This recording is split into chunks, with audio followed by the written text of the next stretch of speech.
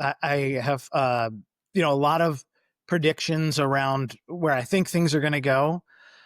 The, right now, I'm feeling and hearing a lot more optimism from the LPs that I'm talking to. Goes back to the dynamic mentioned before, where 23 was tough, 24 was really tough. Some people are just tired of waiting, right? They said, look, okay, we've been waiting for things to settle down. Is the environment good enough?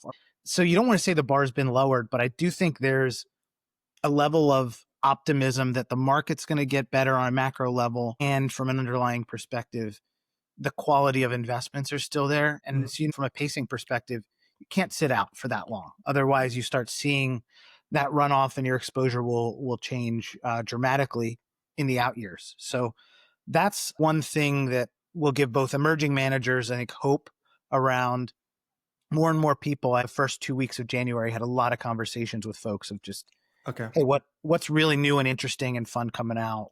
So that was not the case 6 or 9 months prior. It was quite the opposite. A lot of optimism. And I'd say too, I think you are going to see the market coalesce around the small funds and the platform firms. I don't think this is controversial.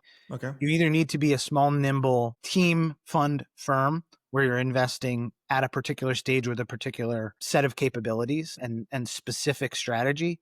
And then you're going to have the platform firms that can do all things to all people and cover a lot of ground. And then in the middle, you're going to have folks that just don't necessarily gravitate towards that. They're not differentiated enough to compete with the small firms, and they're not big enough to necessarily compete with the bigger firms. So I think you do have two ends of the spectrum in terms of where LP dollars are going to go.